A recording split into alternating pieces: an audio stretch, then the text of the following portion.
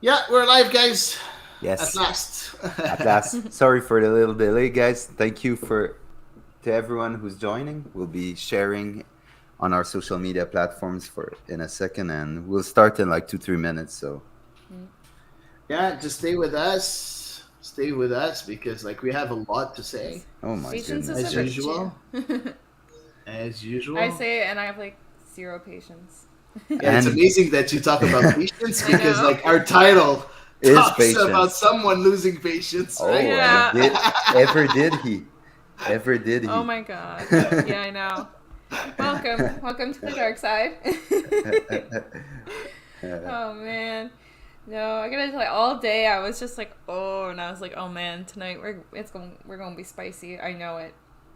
Well, there's a lot to say, and for real, I think it's a good thing that we record on Sunday because sometimes, when you're hot, you say Mhm. stuff, and after, you think about it after, you say, maybe I went a bit too deep, So it gave us the time to think about what we were gonna say and to be, it's not too many hot takes and more thoughtful takes. Well, Yeah, but if you're it's me, nice. It's nice to have hot takes and to be sometimes to go to on the eccentric side. Yeah, for mm-hmm. sure. I don't mind doing that. Like I like when someone is really pissed off when he starts the pod, right? So Yeah, I like yeah. it That, personally. So well, but I had to definitely bring it down a degree or two. Yeah, As far as yesterday I hotness was went in my mad. taste. Oh, I well, was mad yesterday. yeah, during the club. Yeah, it was. Yeah, man. Oh man. Yeah. Let me put it this guys, way. yeah, go ahead. Sorry.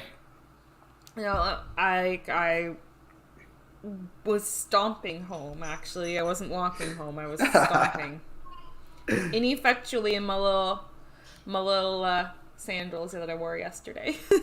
But hey, I did have one win yesterday.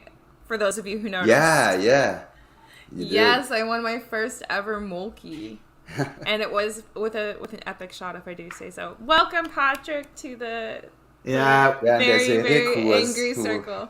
yeah, I had people texting me. It was too long, Eric. I'm sorry, Eric. Now, okay, we're ready. Let's go, man. we're ready, guys. Let's Let's go, do man. this. Okay, Let's so we'll go. start with the 30 seconds countdown as usual, guys, and we'll be right back to comment on that game and a lot more as usual.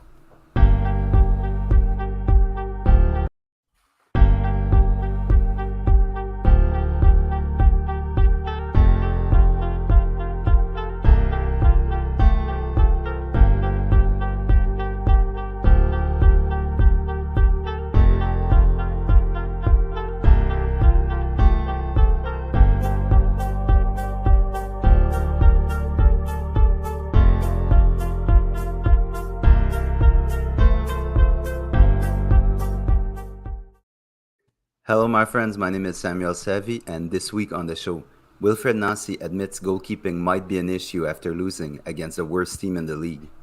The women national team qualifies for the World Cup for the eighth time in a row, and former Montreal Impact right back Chris Duval stops by for an interview. All of that and a lot more in episode 90 of The Ball is Round.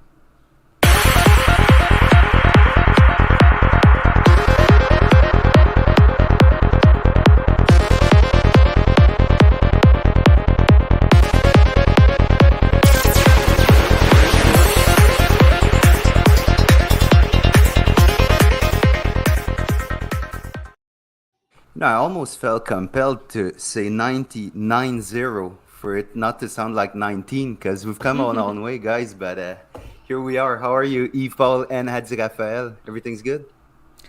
That's a loaded question. Oh, I'm great, man. I'm great. I love these shows. I'm No, the there's a one lot that to say. becomes the bad guy, right? So I like that. I like that. I And like there's a that lot because to I'm the say. bad guy. I'm the guy that goes, the other way. So I Well, Well, like we'll that. see. We'll see because there's some contentious points here. But before we start with CF Montreal, guys, Hady and Yves, you wanted to give shout outs. So, Hady, what's your shout out today? Hey man, thanks for telling me. Yeah, I wanted to give a shout out. By the way, guys, I don't know if you can see it. a T-shirt, qualified for World Cup Qatar 2022, Canada. There's a lot of designs from my friend Soccer Canadien on Twitter. I'm going to show you a small picture here. It's Daniel Cameron that was, my co-host on CS Alérable before. So you can go on his Twitter. He has an Etsy store, and you can buy a lot of merch, mostly T-shirts, both languages, in French and English. Just to celebrate, Canada being at the World Cup. And of course, it's free shipping, I think, in Canada, so it's really interesting. It's not expensive. And he has things for men, women, and children. So you have a lot of sizes. So great merch. Thanks, Daniel. Eve, your shout out? Yeah. So I actually have to thank our recent guest, Jorge Sanchez, for his recommendation. Because, of course, pay equity for our women's national team is a topic that we had discussed when he visited. And he recommended these T-shirts. So there was a litany of choices for me to choose from. So I chose the Invest in Women, Pay Women, Hire Women T-shirt. They're done by or at least they're offered by a lady named Kelsey Trainer, who is a lawyer in the States. And a percentage of everything sold in her shop is donated to Athlete Ally. Nice. So awesome as well. They're also made in North America and all that, so they're also ethically made. Nice. And I want to give a shout out to the designer who changed our logo and gave us that beautiful logo we have now, designed by UJ on Twitter. Go check her out. She's awesome. She really has some nice stuff. So that's what's up. Enough with the shout outs, guys. We have a lot to talk about. And we'll start with CF Montreal. Just before we go into the game, just want to tell you when we'll do the interview with Chris Duval. It's going to start right after we preview the Toronto game. It's pre-recorded. Chris came on Thursday. He couldn't be there live, but he gave us it was Friday. Yeah, Friday. It was an awesome interview, really interesting, and he's a really cool dude, so you don't want to miss that. Let's go. CF Montreal against SKC. All week the vibe around the team was that they would have to manage the mental aspect of that matchup, given that SKC were having such a miserable season. They came into this game having only won once since the 18th of May, dead last in the whole league. Montreal, on their behalf, came back from their trip out west with 3 points out of 6, but riding the 4-0 defeat in Los Angeles.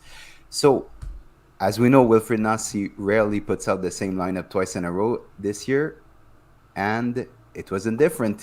He went with Breza in net from right to left in defense. Lassie, Johnston, Camacho, Miller, and Quizera in midfield, Piet Kone and Miljevic. And up front, it was a tandem. It was a real pair of forwards, Kyoto and Toy. Victor Wanyama was unavailable through illness, while Joel Waterman and Joaquin Torres were relegated to the bench. Guys, I wanted to hear your thoughts on the lineup, and were you surprised that Quizera was preferred to Chouanière? A little bit, yeah. Certainly he had gotten some looks in recently, Jajea Quizera, and, I would say it was kind of like a mixed bag of results. I think he was more interesting so far as a sub than as a starter. And that's not abnormal, given it's his rookie season, straight out of college ball. That's totally normal, especially for a player who wasn't even on, the mainstream radar going into the draft. So to start him, especially knowing that he had started the match in LA as well, I thought was really confusing.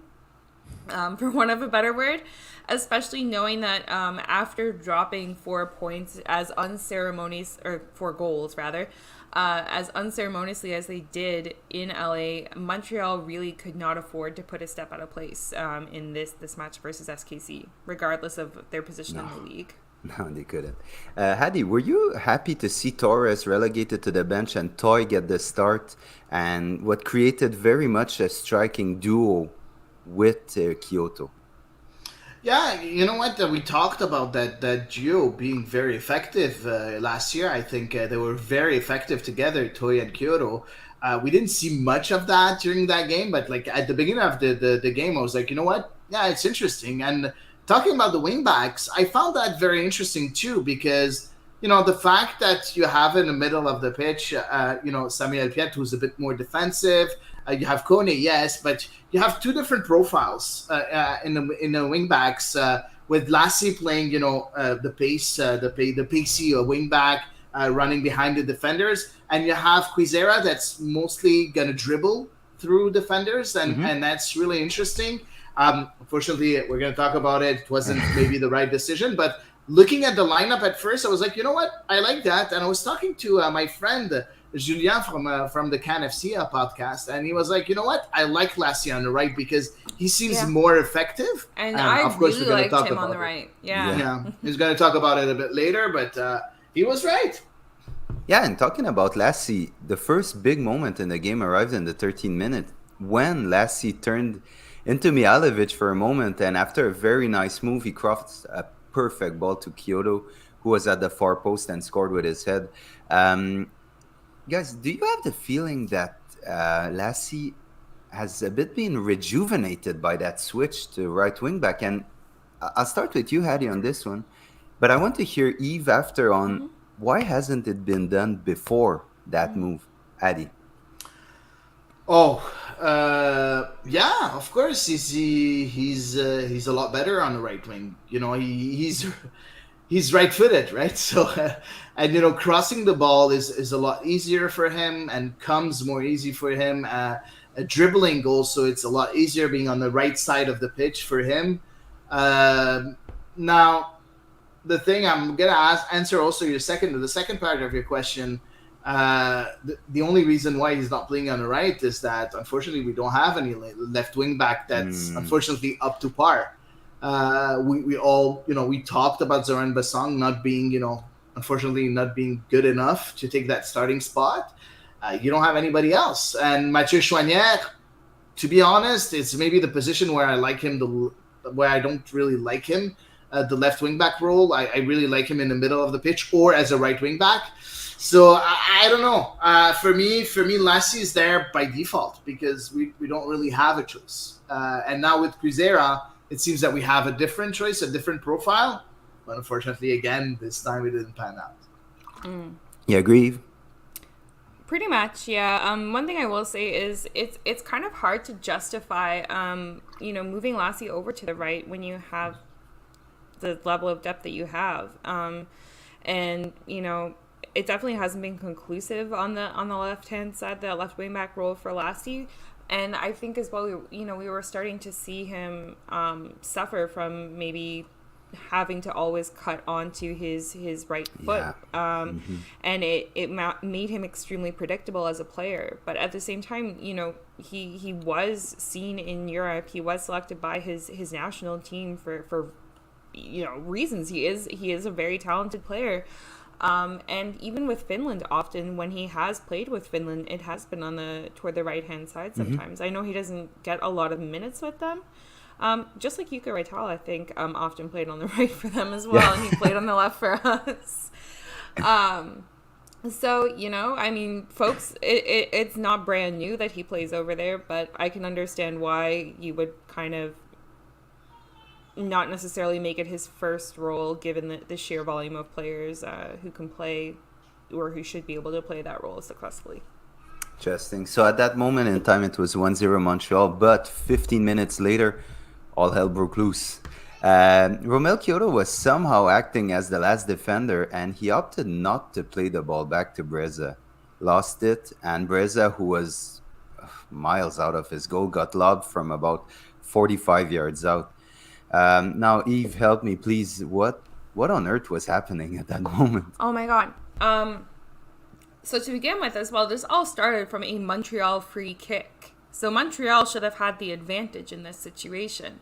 But very quickly, Romel Kyoto's delivery was seized upon by Sporting Kansas City. And although Montreal was up 1-0, Montreal had committed practically everybody forward for this set piece. And, certainly I would not have expected them to sit back and defend a 1-0 lead for, 75-ish minutes. But to send as many of your defenders forward as they did was really surprising to me. especially knowing that, you basically left, I think Alistair Johnston was kind of way over to the right-hand side. And then there was obviously just Romel Kyoto and Sebastian Breza, who was, I don't know, going for a little stroll. So once the ball got very quickly turned over by Sporting Kansas City, of course, so many of Montreal's defenders were so far up the pitch, it was left basically to Romel Kyoto to seize upon the ball carrier, who was Roger Espinoza, who is not a player I've ever been a big fan of. To me, he's okay, guys. Even no. Stop the show. Gail said that she swore. Oh, okay, Gail. Gail. No. Mom! It doesn't work. It doesn't work like that. So we're allowed to swear now. We're allowed Perfect. to swear. No. Please don't. I'm gonna take a beating if we do. No, but anyway, so like Romel Kyoto is not a defender. And then to make matters worse, obviously we've seen it, time and time again, as the season has gone on, is defenders, like the guys who play the closest with Sebastian Breza, have really put themselves into danger to avoid coming back on him and relying on him to help them get rid of a ball in a defensive situation.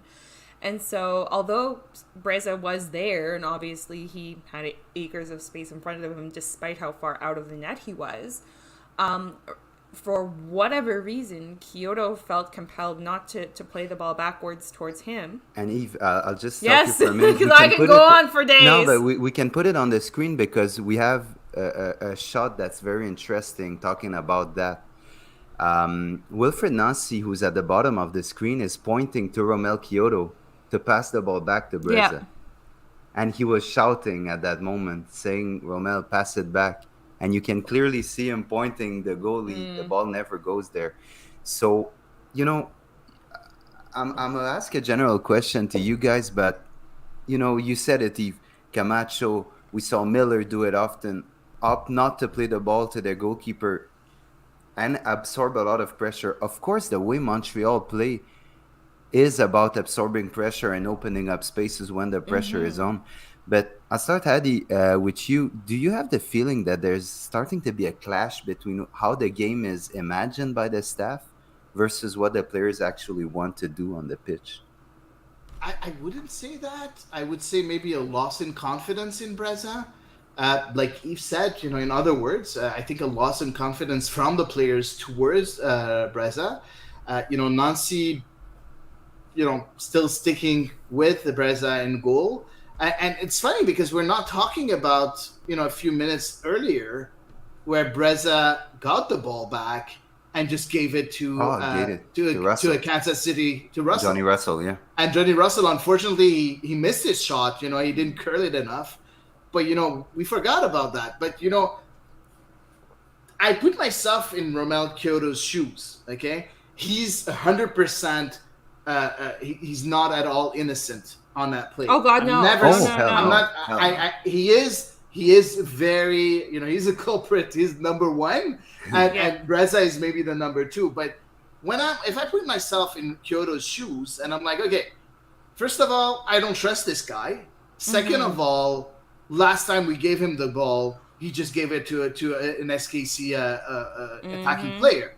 Now, where I'm not okay with Kyoto is that he had Samuel Piet that could have helped him, and he didn't even give. Or he could have just put out into touch. Yeah, exactly. Worst case scenarios. Smack it away. Smack it away. Exactly, smack it away. But so, it's funny because we're going to talk about the presser afterwards. But for me, there's two culprits, and for me, both of them are really, really at fault on that goal. And something's got to change. But I'm gonna say something though. There's another culprit to this goal, and I think it's the coaching staff, okay? Because we've seen opposition teams try to lob Breza from distance at least 5 or 6 times this year, and it's without even looking. The player turns in midfield and just tries it. So there's a command in here, because if you're strolling in midfield, you put your heads up 2 or 3 times and you see the goalie out, you're going to try it. But I'm talking like you turn on a dime and you just try it. That's because they talked about it. It's been imagined before. So we all know that Sebastian Breza is playing that high. It's not new to anyone. But if Breza isn't supposed to be in that position, the coaching staff would have cleared that out a long time ago. They would have told him, go back in your net. They would have done film with him, or they would have just told him on the spot, he can't be that high. But they want him to be there because it goes in the way that they want to play. If the goalie's 30 yards behind, the pressure that you're trying to put on the opposition kind of dissolves a bit. They're always playing in that pressure system of playing the ball quickly, higher, and it's just didn't work for that. Hady, you're not on the same page as me, so not go at ahead, all, man. because I can't say that the coaching staff is asking Breza to be that high, because when you hear Nancy talk about it in the presser, he's not happy that he's that high, and it's clear. And when he was asked, like, do you think, I'm sorry, I'm talking about the presser now because it makes sense, with what you said. Go ahead. He was asked, do you think that Breza is the situation in the goals is the Achilles heel of the team right now? And his answer was like, maybe.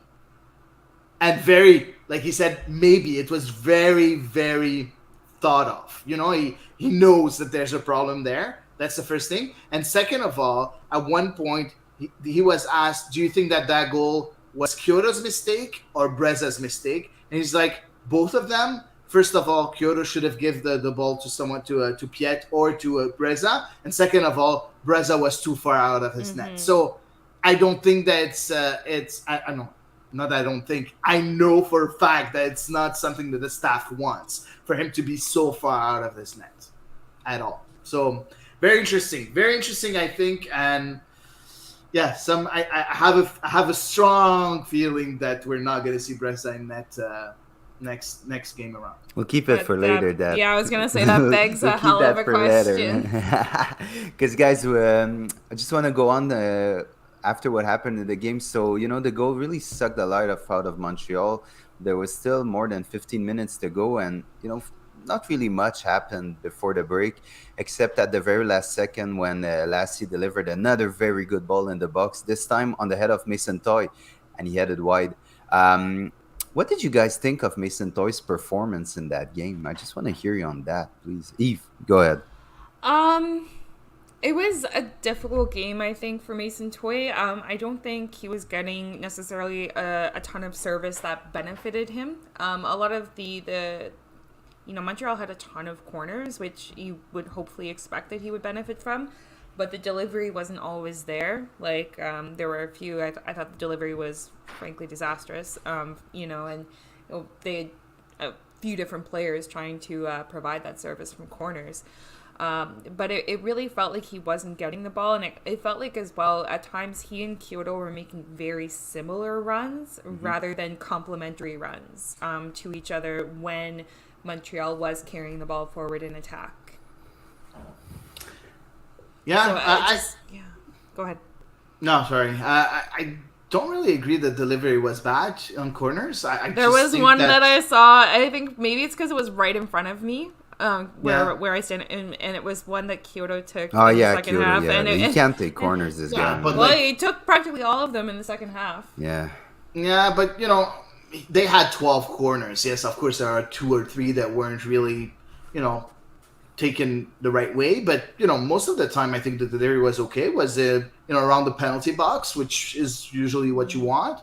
But I think that there's something that we have to talk about is that. The aerial challenges, the defense of Sporting Kansas City was doing the job very, very well. Yeah. Just on the defensive side of things, and you have someone like Nicolas Izimat-Miran, who's a very good central defender, former youth international for France. So not an easy guy to deal with in the air. Fortunately, he's a bit like Camacho, where sometimes he has.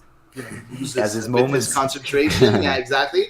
But in the air, he's really, really strong. So we have also to give some props to the Kansas City defense too on corners. So that's the first thing. But to come back to your question, Mason Toy, for me, he was Casper.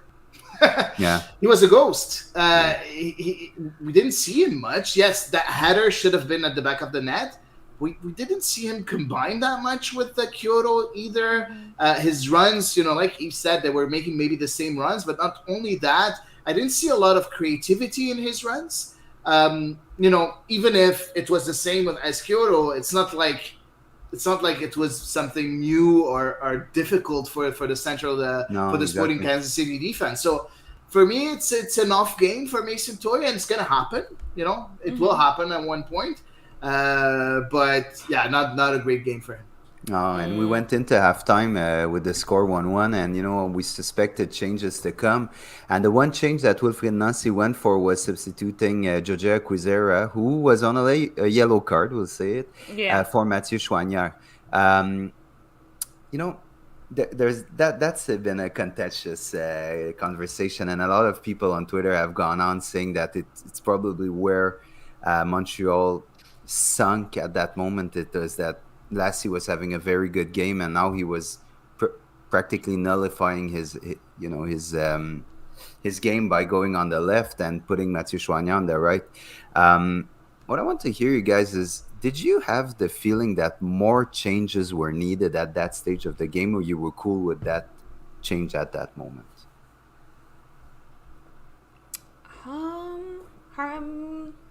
Hard to say, honestly.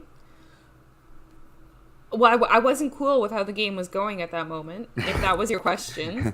I didn't feel like Montreal were on the ascendancy. I didn't have a lot of confidence that they were going to take control in the second half, and I didn't necessarily think that the subs were going to suddenly make them take control. And I also kind of felt bad for Lassie because, he was in a position where he was showing a lot of skill. I think he definitely had the better of his mirror image, if you will, Ben Sweat, by far. And so I felt like he kind of got the short end of the stick, honestly, the shortest end of the stick out of everybody involved in that sub.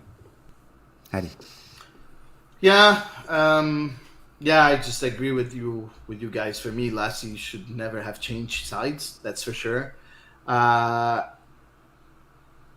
And Mathieu Chouanière can play on the left, so it's not like he can't. And he's got a better left foot than Lassie too. Oh yeah, it's not very hard. Right? No, exactly. So that's my point. I think I have a better left foot than Lassie, but I just don't really understand what he was trying to do. I know he was asked, the question during the presser, and his answer was very, very vague. Wilfried Nancy, really, really vague. I think he didn't really answer the question. So I think he knows that he made a mistake here, in my opinion. Mm-hmm. Because I listened to his answer. I was like, okay, nah, man. I don't think you're even convinced by what you're saying. I don't know what really happened and why he did that. The only reason I know that a lot of people are asking why Quizera and not Chouanière. I just want to say one last thing. I know we talked a bit about it a bit earlier. I think the absence, and it's going to sound maybe very weird for you guys, maybe the absence of Georgi Mihailovic changed a lot on the wings. The reason is, usually when you play with Mathieu Chouanière, he goes and he helps Georgi Mihailovic in the middle of the pitch. Yeah, he drifts in. Mm-hmm. He drifts in. And now with Georgi not being here, you need more depth on the wings. Mm-hmm.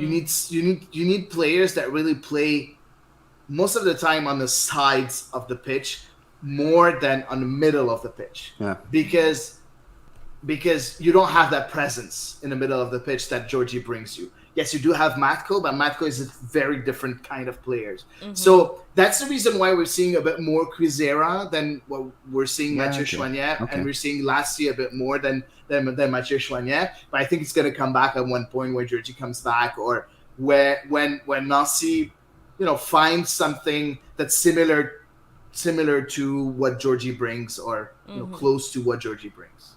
Well, what came back was Sporting Kansas City in that second half, and after a lackluster start to that second half, Rémi Walter, the Frenchman, got Kansas City into the lead.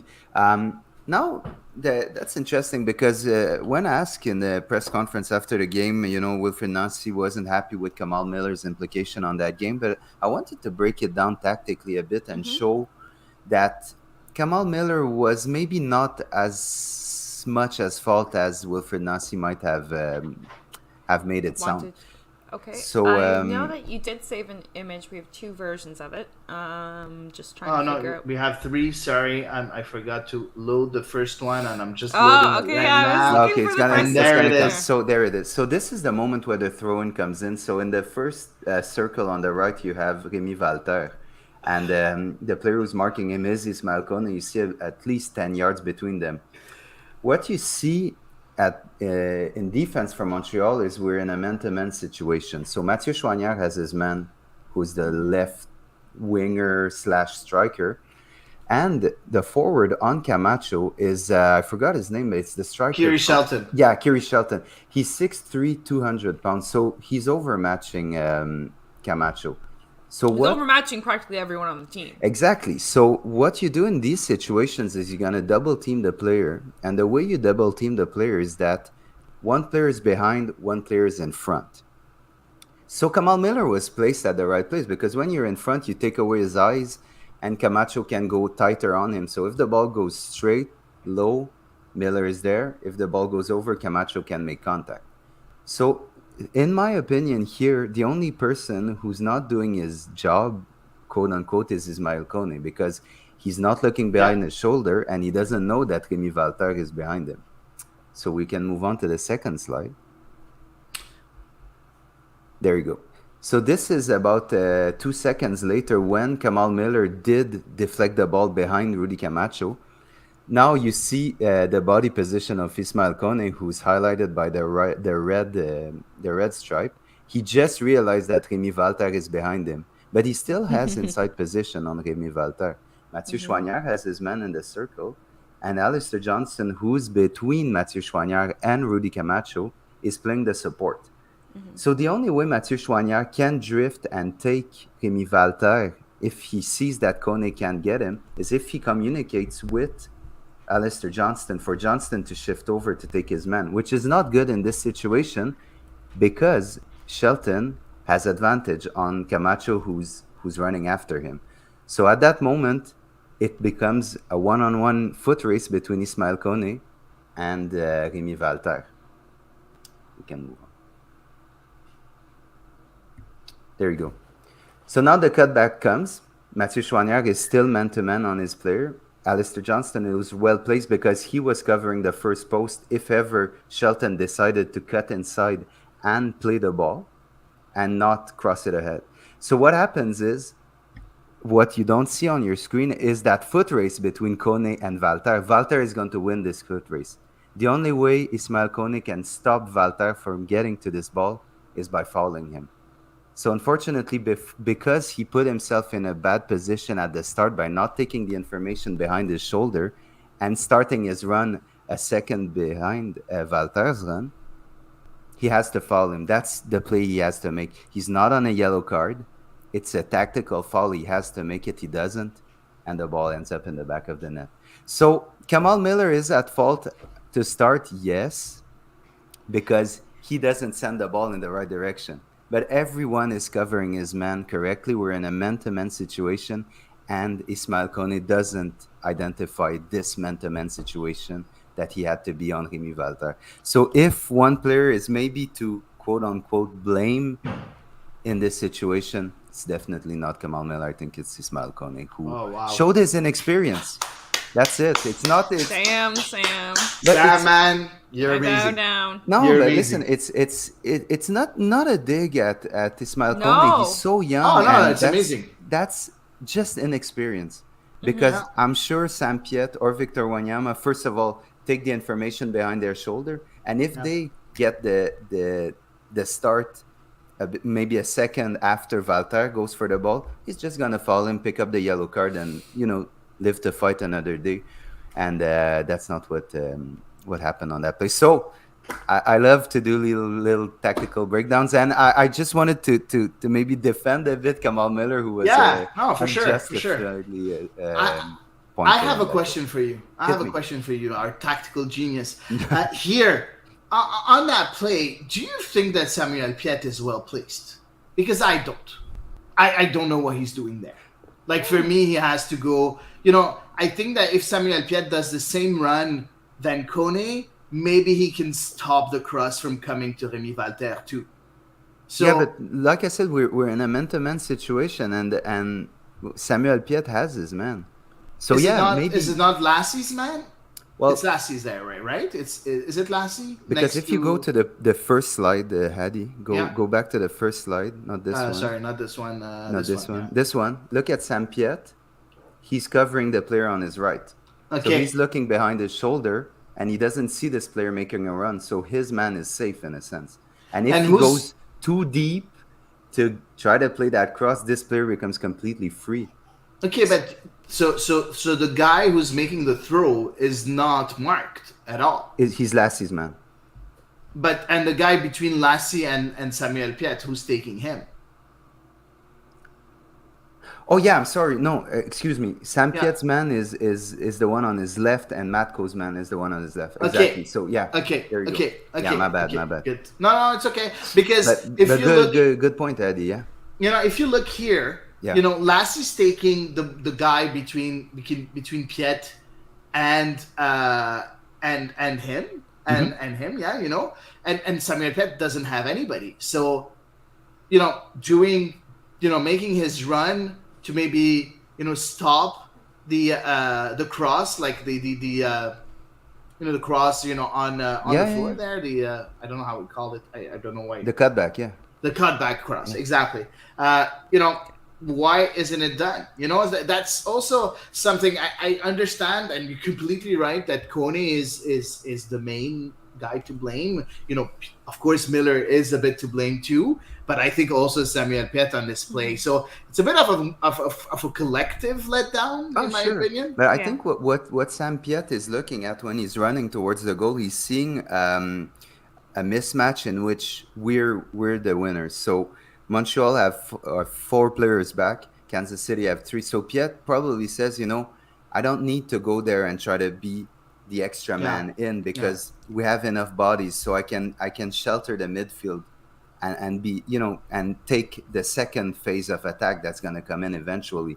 And don't forget, if he goes too deep in that phase of attack trying to defend, no one gets the cutback if the cutback goes deeper in Montreal's end. So I don't know, it's a tough one, but you're right, Eddie. And that shows that just goes to show how details are important in the game and how they can kill you. So yeah, that's so Yeah, not, it's not funny. so much on Miller. Not so much on Miller. I would like to quote our dear friend Al Pacino from Any Given Sunday. The game, it's all about inches, and it's exactly it, right? Oh yeah, yeah. It is about inches. So at that moment, it was 2-1 Sporting Kansas City, and 8 minutes later, Nasi proceeded to a double substitution. Torres and Camara were subbed in for Miljevic and Toy. Did you like these moves? I like the fact that Camara came in for Toy. Yes, I like that. I didn't like Miljevic being taken off for Torres.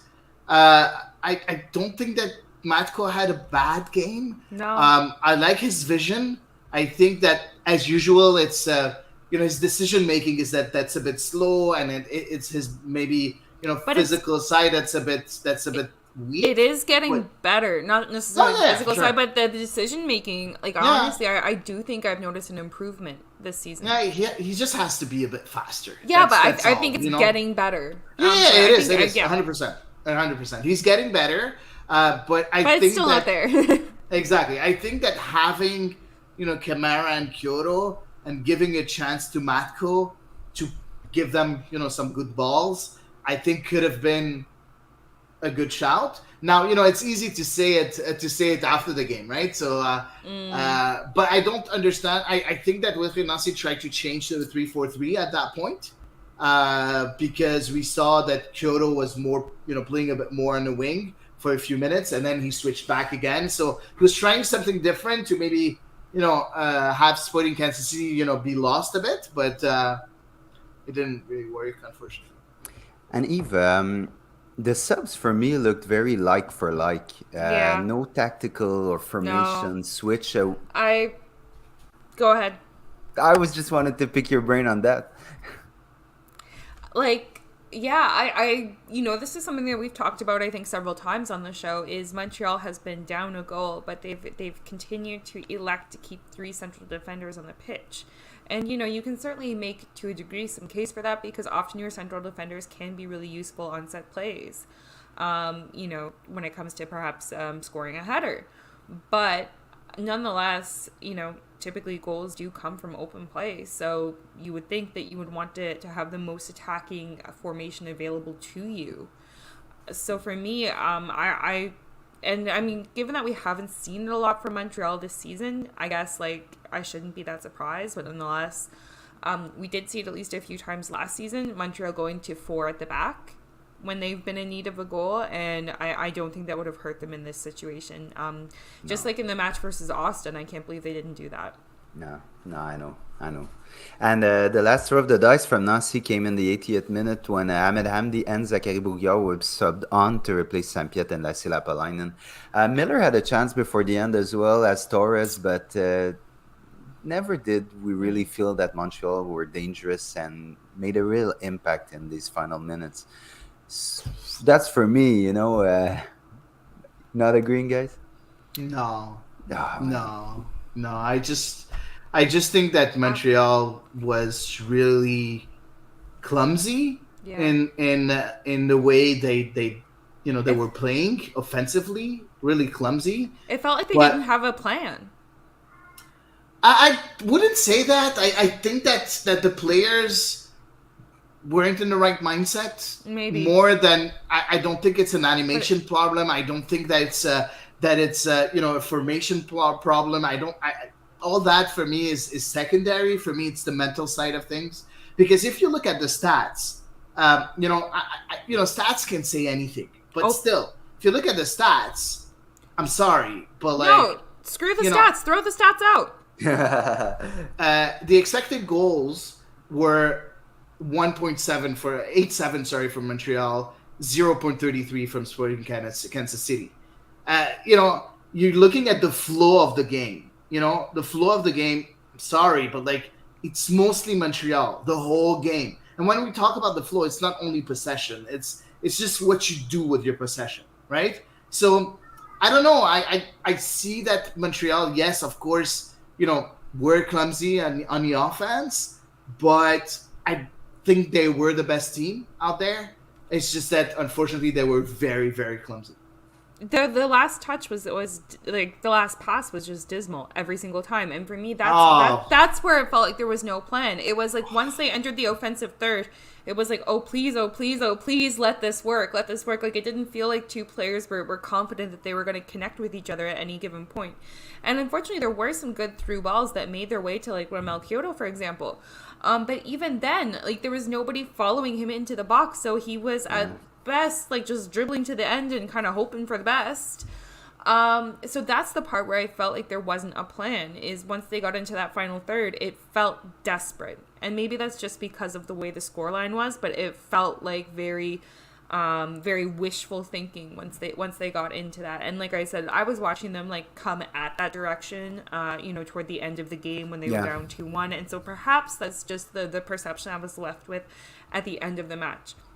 Because certainly, that first goal, for example, was a beautiful play, a beautiful build-up, a really well-executed cross with a great positioning by Kyoto to score the header. But as the game wore on, it just felt like anything planned had gone out the window, and it was just desperation, reeking of it. Listen, Yves, I kind of have that same feeling that when Montreal are chasing a game in the dying moments and the opposition really commits to, just drop very deep and even give us the ball, and we don't have a lot of answers, and we pretty much often resort to just cross the ball in and pray, and we saw it again, and trying to find Camara, trying to find Kyoto in the box, but I have the feeling that when these teams are really committing 100% to just defending, we don't have a lot of answers, and it starts to look really unorganized. And that's the feeling I had as well. So, it's definitely a problem that Coach Wilfred Nancy has to address, but he has a few more problems to address too. And at the end of that 2-1 defeat, as it stands, we're sitting fourth in the East. We're 4 points adrift of New York Red Bull, who were first, but we're also 4 points clear only of being out of the playoff picture. Alain Pouliot hits us with, "I was annoyed with the loss. Fortunately, it was a Western team. I know we are talking goalie and whatnot, but if the locker room leadership the problem, feels like we play down to opponents since forever." Yeah, Honestly, I think he's right. Yeah, like it kind of felt that way because I mean, as the game wore on, like Sporting Kansas City began to kind of Concacaf their way through the match. Let's be honest, there were a lot of stoppages in play, a lot of cramping, and a lot of I'm not sure if I'm injured moments, and like Montreal just until the bitter end of the match. Where it did get a little bit testy. Montreal just seemed to lay down and take it, like allow Sporting Kansas City to create those interruptions, and really didn't protest much. And there, credit to the ref, there was 5 minutes added on toward the end, but like they didn't like. Oh my god, I'm gonna hate myself, but like you need a Michael Bradley in those situations to go up and tell the ref like, hey, this is bullshit. Like look at them, they're just rolling around for no good reason. Or you need them to go get in the face of the other player and say, hey, no, you're at our house. You don't get to flop around all over the pitch to break up our momentum as we're trying to come back because you've put us 2-1 down. And it really just felt like they were being too nice, which is something definitely that they have been criticized for in the past. And Hady, we had a question come in from G Sharp. Yeah, we did.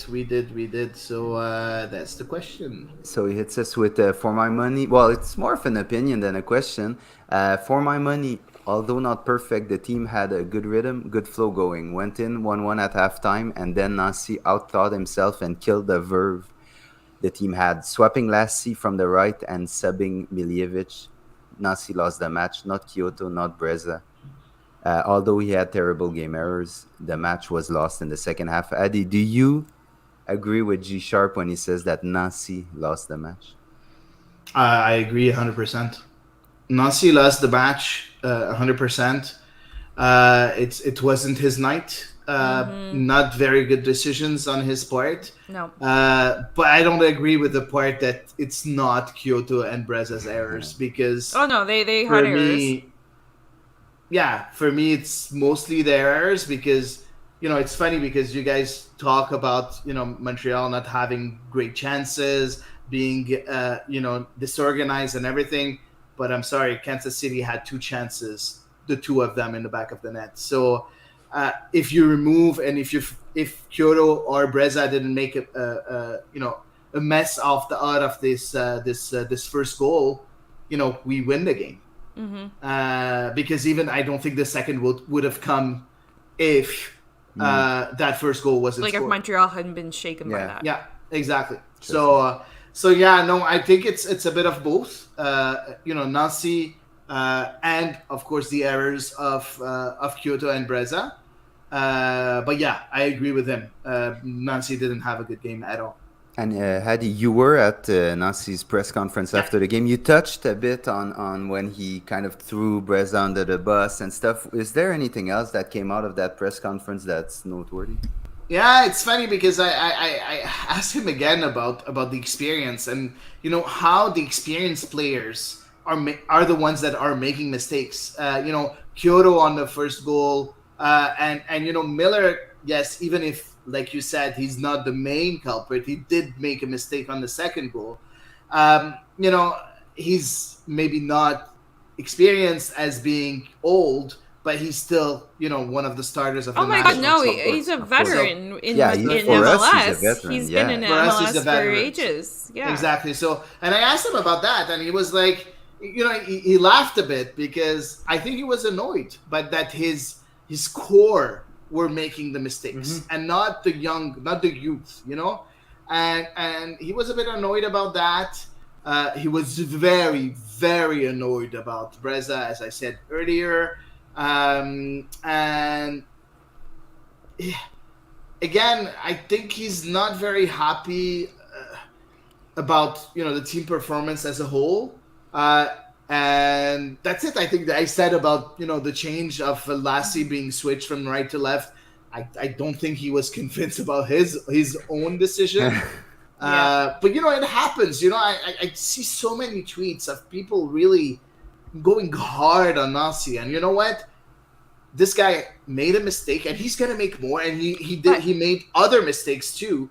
But I think he's one of the main reasons why we're still in a 4th spot in the East.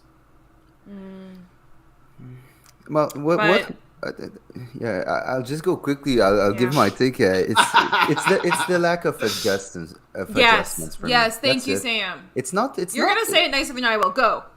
It's just a lack of adjustments because we hear Nasi talk about talking about we changed the animation, and I know he doesn't want to change the whole thing, but when you do subtle adjustments to your animation, the defense in front of you has to only do subtle adjustments to match what you're doing.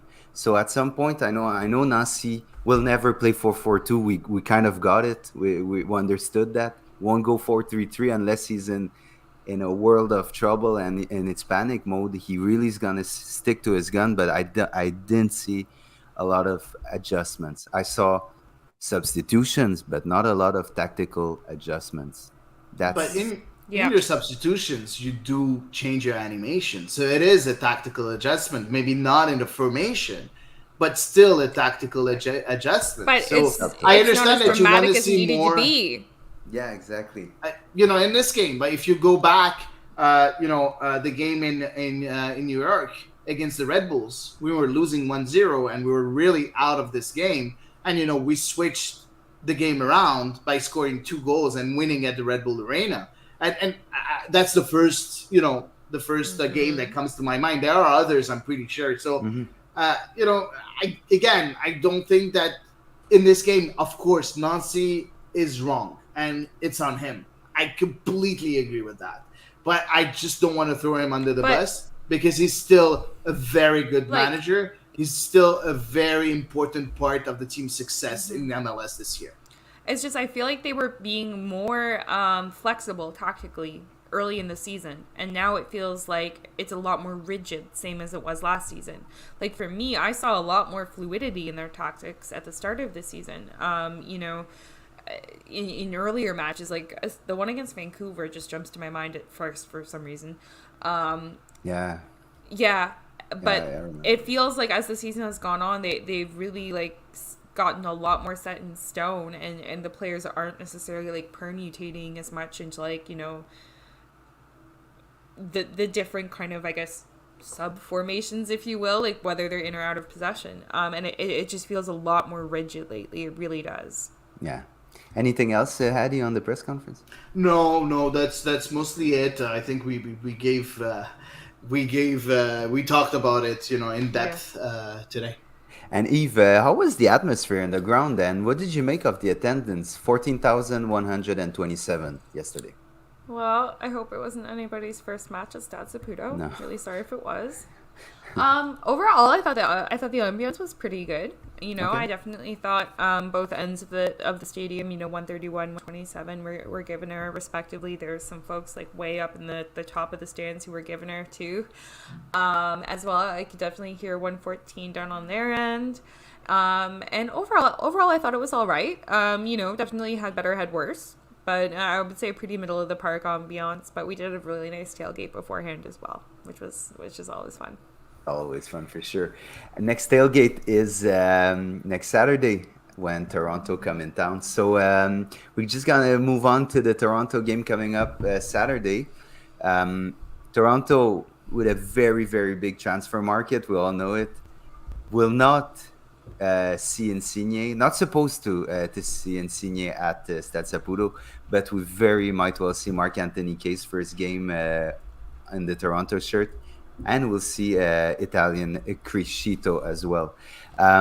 So, guys, we'll do our usual, as we always do. Montreal will win if Montreal will lose if. Tell me who's ready. If no one's ready, I'll go. I'm ready. Hady. I'm ready. And Montreal will win, and I'm going to give 2 or 3 things. Montreal has to play in a 3-5-2 formation with, I hope, Camara and Kyoto, or Camara and Toy. I think Camara is very important in the 3-5-2 with Matko behind them. If Georgie's not available, that might be. There are some rumors that maybe he's available. I even if he's available, maybe he's going to come out, come from the bench. I don't think he's going to be a starter, but we'll see. I think he will. I think if unless his leg is falling off, I think he'll basically be fighting Nancy to start. Yeah, for sure. But I don't want to go into speculation right now. No, we won't speculate too much. Yeah, right now Georgie's not available. So for me, I'm going with a 3-5-2 with Matko behind the 2 strikers, Camara and either Toy or Kyoto. Second thing is that I want to see pacey wing backs. I want to see ZBG. I want to see Lassie. I want to see people. Those wing backs that can play on the wing but can be very pacey. I love Mathieu Choinière, but I prefer him maybe in the middle of the pitch right now without Georgie. When Georgie's back, then of course I like him as a wing back. So for me, that's what we need. And I think we need Joel Waterman. I think he was really missing during that last game. It's funny when we say that Joel Waterman is missing when he was only signed at Montreal to play a backup role at first, right? Power to him though. Respect. Yeah, amazing, much respect. Amazing. So that's why Montreal will win. Montreal will lose if. Montreal will lose if. Oh, I'm gonna be so mean. Go ahead. If Breza is in goal. Okay. Well, that's. It's okay, man. I'm sorry. It's not the right mentally. It's not the right message. No. To give to players. The players, if I'm a player, I'm really, really unhappy to not swear like Gail. I'm very, very unhappy if I'm a player. I believe they do that on the pitch. I believe they do say what they need to say. I believe they let out their words. But I'm ready to go. Go ahead, Eve. All right, Montreal will win if they play with character and attitude. Toronto's going to show up and want to spoil the party in Montreal. A bunch of those special Toronto fans are going to show up too and try to make it their house. And so Montreal, the players need to show up. The fans need to show up as well. And for sure, not allow the Torontonians to make all the noise. Number 2, the players need to show up and prove that they have some pride to defend this turf, because we're not seeing it lately. Yeah. So they need to play with way more heart, way more attitude than what we've been seeing lately, for sure. And they need to get in the ref space, get in the other players' space, and so on. Even just to posture and show that they have the pride. Absolutely. And maybe punch Bradley a bit.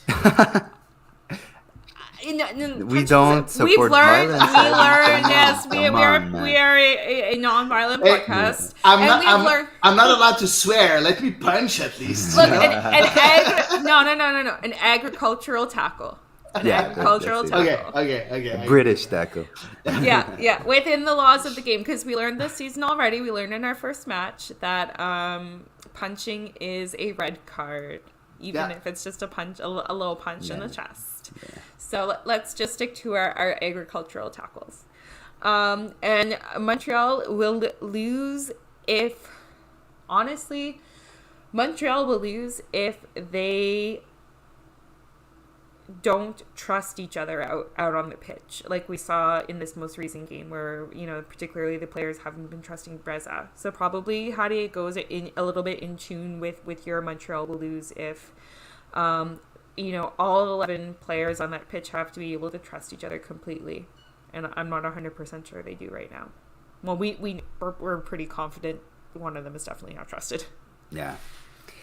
Montreal will win if Wanyama, Piet, and whoever's going to play with them win the midfield battle, because it's a very, very tough assignment to go out there and play against Bradley, Osorio, and Marc-Anthony Kaye. This is probably one of the best midfields in the league that you have right there. For sure, it's going to be their first game together if Marc-Anthony Kaye plays.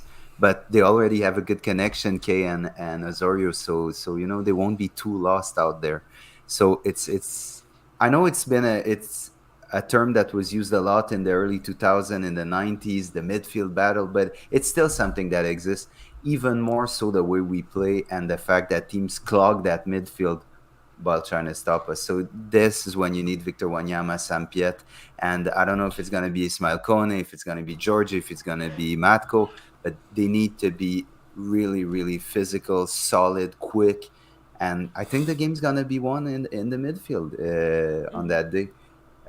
We're going to lose if we make an early mistake, because now, the heads are going to go down and the panic is gonna start. And now, it's a mental game for Montreal more than a physical one at the moment. So, we win if we win the midfield battle. We lose if we make an early mistake. I just want to go ahead. Out there. I know we talked about it a lot, but it's Alain that says, I really wonder what Pentemis has done to not get in the regular MLS start. We still don't know. It stinks. We don't know, man. We really don't know. And other comment from Chan that said, from what I hear, many TFC fans will do the travel full of red this Saturday, probably. Guys, do not let that happen. Yeah. Do not let that happen. Go to the stadium, fill that stadium, shout your brains out so that, the players feel support and we win against those damn Reds. Let's go. Guys, time to move on to the interview with Chris Duval. I'm so excited. I'm sorry. I got really excited. Let's do this. So I'm happy to be joined by former Montreal Impact right back, Chris Duval. Thank you so much for accepting, Chris. Yeah, thanks for having me on. Chris, I remember when you posted a message on your social media platforms announcing your retirement, a lot of Montreal fans had good words and fond memories for you. So I wanted to start by asking you, what has life been since turning the page on your playing time? Yeah, I decided to retire in December and immediately moved into coaching. So now I'm the assistant coach for the Charleston Battery in USL. And I think it's been the most seamless transition I could have asked for, to stay in the game and to kind of try to help pass on the knowledge that I gained in my career to some of the younger players coming up. What consists of your role with Charleston at the moment as an assistant coach? Do you have specific tasks you do on a daily basis, or? Yeah, I'm in charge primarily of our defense. So, whether it's one-on-one defending or group defending, the team, the back line, video, organizationally, pretty much anything that's defensive-minded, defensive-oriented is kind of my realm, because that's what I dealt with as a player. And, of course, I help out with the other things. I help out with the training, the organization, and some of the scouting of players and stuff like that. But my primary role is on the defensive end. I read that you also completed an MBA right after your professional career. What was the idea behind achieving so much so quickly once you were done playing, man? Yeah, so I actually started my MBA as soon as I got traded from Montreal to Houston. So once I got back to America, I figured it was a good time to start continuing my education. So I did my MBA for about 2.5 years, and then just happened to finish right when I was retiring from soccer. Nice. So now I'll bring you back in time a bit. So we'll go down memory lane. Concerning some moments in Montreal, you were involved in one of the most epic playoff encounters in Montreal history when you were part of Red Bull New York back in 2016. It was the Eastern Conference semifinal. I know it was painful for you because you were on the wrong side of that result, but what do you remember of that home and away, and what impressed you most of Montreal at that moment? Yeah, it was not my favorite matchup I've ever had. To be honest, I remember Montreal not having a very good season, and we had killed them during the year. And I remember watching them play the play-in game against DC and rooting for Montreal to win because I was like, Wow. that's going to be the that's going to be the easier game for us. I'd rather play Montreal than DC. And I knew going into the matchup once we pulled Montreal that if I could shut down Nacho Piatti, then we would most likely win because he was one of the most dangerous players in the league at the time. And that was my matchup. And going into the first game in Montreal, they defended extremely well. They defended really deep. They were organized. They were tough. They were physical. And then Matteo Mancosu had one fantastic goal that kind of came out of nowhere. And then we were chasing. And the way they defended and the way they were organized and together and battling together, I think was the biggest piece because we realized it was going to be tough to break them down. And then going into the home leg, I remember thinking the same thing. Like, if I can stop Nacho, then we should win. But again, even on our home turf, where I think we were undefeated that year or close to it, we had no real good opportunities. I think we had one PK that Evan Bush saved. Yeah. But I think the biggest part was the heart that the team had, their togetherness. They fought and they grinded and got a ugly result. I think no matter who won that series, it was going to be ugly, and they were able to fight and get the result. And, I remember being upset, but respect to them for finding a way and for being the underdog and coming out on top in any way that they could. I think, as memorable as that next Toronto-Montreal matchup was, I think the Red Bull versus Montreal one was just as exciting for people that love to study tactics and people that love to see something a little bit different from the game. And talking about tactics, I just want to bring you on Nacho because you brought him up. We always have the feeling that teams, double, sometimes triple team Nacho. Was that really, maybe in your case when you played against him, was it really a tactical command by the coaching staff, or was it just that players were attracted towards him when he had the ball and he kind of stared at him and were pushed towards him when you were defending and getting out of position and stuff?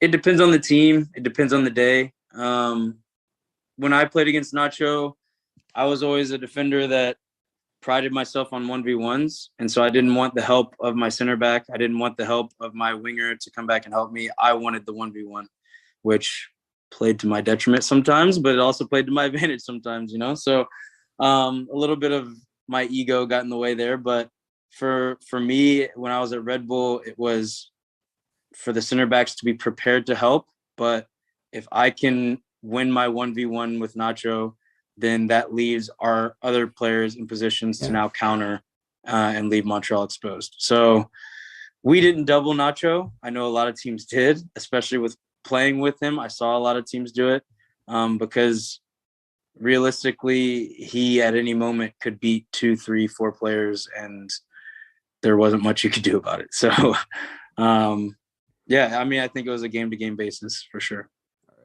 And following that season, you were selected by Minnesota in the expansion draft and traded to Montreal a few hours later for Johan Venegas.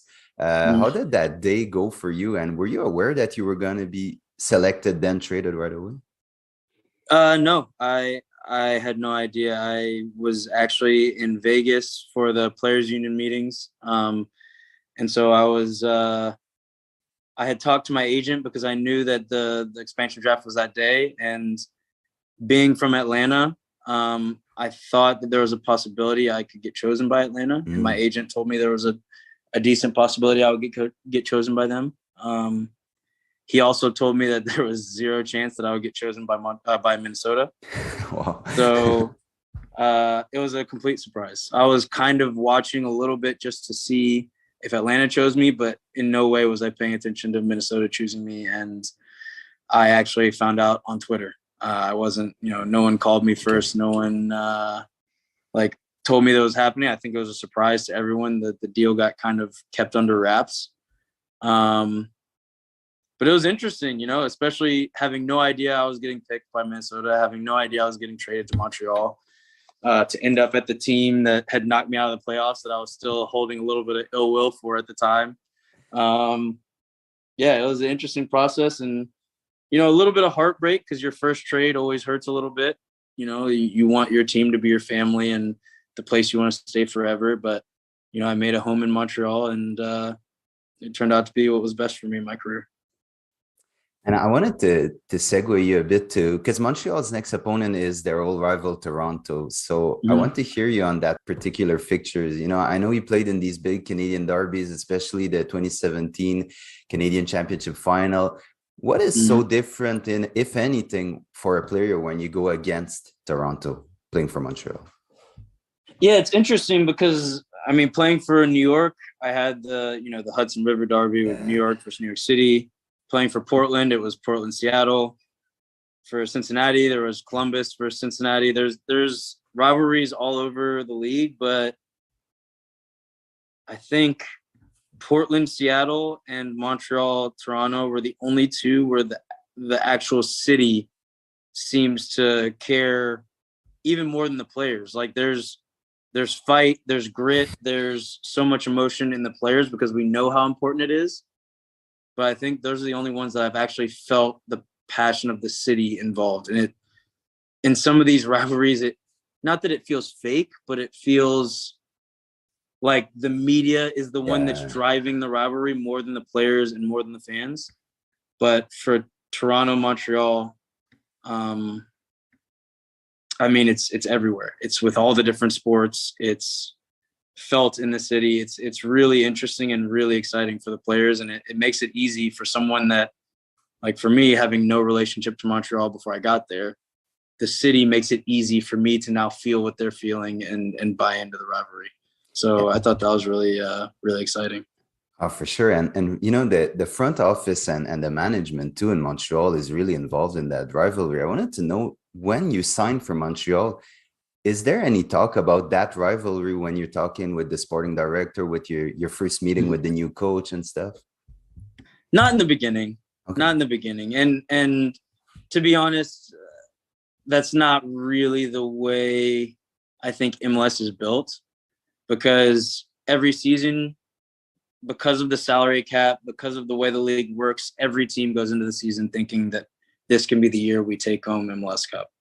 And so because of that, you're thinking about the first game of the season. And then after the first game, you're thinking about the second game of the season, because you're just trying to get 3 points every game, every week. And so there's not really any time to look at that far ahead at the Toronto game. But once the Toronto game starts coming up, then you start to feel it a little bit. So I definitely won't downplay that rivalry, because it is big and it's felt all throughout the club and the city. But I think for the most part, MLS is kind of built almost to prevent the players and the clubs from looking past games, because as soon as you start looking past the first game, whether it's Chicago or Minnesota or whoever, you're going to drop 3 points, and that's going to drop you down the table, and you can't really afford to look ahead to whatever big game it is that you're thinking of. Yeah, for sure. And Chris, now you're a coach. I wanted to hear you about for us fans, we had the feeling two very different mentalities in coaching. You had Mauro Biello, and then you had Rémi Garde. I just wanted to hear you on what was the main difference in approach from these two bench bosses. Yeah, they were very different. They were very different. And especially both of them were different from Jesse Marsh, who was my coach before I got to Montreal. I was coming from a place where, before I got to Montreal, that was very high tempo. That was very much about high press, intensity, running fast, playing hard. Getting to Montreal, Mauro was very much about composure and reading the game and taking what the game gives you. And he was less of a tactician and more of a player manager, trying to keep the players happy and understanding that if he could cultivate intelligent veteran players, that that can go a long way in MLS, in a league that is less tactically savvy in a lot of ways at that point in time, which it's come a long way now. But it was interesting because I came into Montreal and wanted to always run 100% because that's the way Red Bull does it, and I would end up running myself into trouble because the way Montreal played, it was a lot more Italian. It was a lot more, it was slower pace. It was a little bit of catenaccio. It was a little bit of absorbing pressure and finding where the spaces were and taking your time and finding and exploiting gaps in the other team. And it was an interesting transition. And I felt like Mauro was good at handling those things and good at handling some of the bigger egos and the bigger names in the team. Remy, I felt like was interesting because I think he had a hard time adjusting to MLS, which I've seen with a lot of foreign coaches that have come over where they, I think, don't fully understand the way the league works or don't fully understand the talent level or the soccer IQ in the league, or even the lifestyle that comes along with MLS compared to in Europe. So I think there was a bit of an adjustment period, and we went through some pretty crazy roller coasters in the 1 year I was there. And I think it was a frustrating year. And, I would never want to badmouth anyone. I don't think he was a bad coach by any means. I just think maybe it wasn't the best fit for the group that we had at the time. And I know coaching is difficult, especially now being on the other side of it. Yeah. It's hard to get a pulse of the locker room, but sometimes things just aren't the best fit. And I think at the time, Mauro had more experience with the group and then with the league. And so I think that's why I saw a bit of a difference between the two. I get you.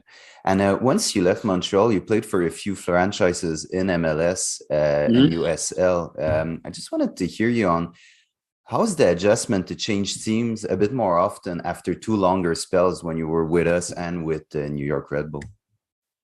Yeah, it's tough. It's tough. When I got traded from Montreal to Houston, I was excited about it. I had, we in Montreal, we had bought back Resanya, and so I'd kind of lost my starting spot. And so I was hoping to get traded. And, not that I didn't love Montreal, but I wanted to keep progressing my career, and getting to Houston was such an adjustment that I had a hard time even feeling like myself on the field and adjusting to their style of play and the heat and the city and the culture. And there's just so many just vast differences from Montreal, which I'd become accustomed to, that I never really found my feet in Houston. So I think, even in my first year in Montreal from Red Bull, there's that adjustment period. And thankfully I was able to find my feet there. I don't think Montreal style of play fit me as well as Red Bulls did, but I was able to adjust somewhat. And then going to Houston, I don't think it fit at all. So there's so much that goes into it with players. I think as a fan, I'm sure you see a lot of times you'll see this amazing player for one team, and then they'll go to another team and it's like, he's horrible and you don't understand why. And maybe you think he doesn't care, but there's so many things that go into it that are life-based, and the way you see the game, and just so many other things that go into just trying hard, So it's hard. It's really hard to move teams. And sometimes you think the grass is greener on the other side, and it's not, So I found that after my move from Portland, or after moving from Houston to Portland, I fit Portland a lot better. And that was a place that I found some more success. But yeah, it's definitely a good question, because I think for any fan, it's like when you buy a new player and you're excited about this new guy, and they come in and it's like, this guy is not what I was expecting. Yeah. There's got to be a little bit of patience there, and maybe it'll never come for them to find their feet, but sometimes you just need a lot of time to get your life together and to start seeing things the way that you saw them in your last place, But your move to Portland, well, I assume was a bit positive in the sense that you did win the MLS's back tournament back in 2020.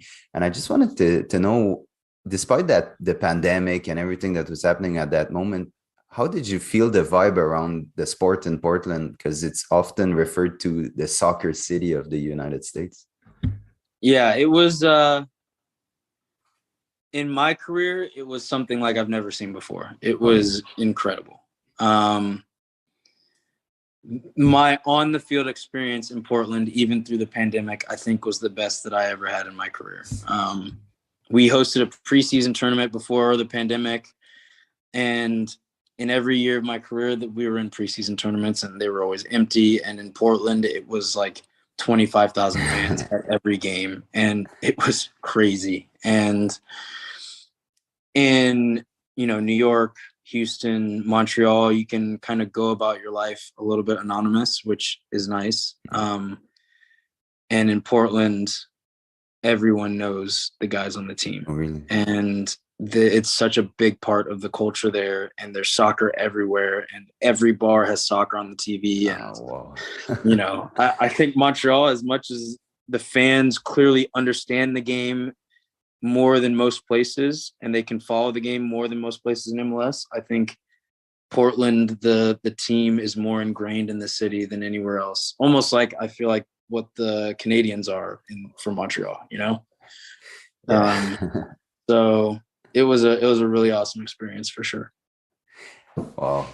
And so I'll bring you back to Montreal just before we let you go. I wanted to know, what did you like the most of your time in the city, and maybe what you miss the most of Montreal? Oh, man. Honestly, I always wondered in my career if I would get a chance to live in Europe. And I think Montreal gave me a taste of that without actually going too far from home, which I think was a great mixture of two worlds. I took French in school for 10 years. And so I actually got to use it when I was in Montreal. And I think by the time I was leaving, my comprehension was close to fluent. In the rest of the teams I had in my career, I was able to sit at the table with the French players and follow the conversation. And if they were patient with me, I could respond some, but I would understand everything. And so that's definitely something I miss about Montreal, is the culture, the French culture, and something I enjoyed, getting to experience that in my life. I definitely feel blessed for that. So. Nice. Is there anything you'd like to say to Montreal fans before we close the interview? No, I just appreciate you reaching out, and I'm always following the team, and I'm glad that I got to be part of that program, because it's especially this year, they're doing really well, but it's definitely a memory that I hold fondly, to have been a part of that place. Chris Duval, it's been an honor and a pleasure to have you. Thank you so much for accepting the invitation, and all the best for the rest of your coaching career now. Yeah, I appreciate it. Hope I'll see you soon. Thanks a lot, man.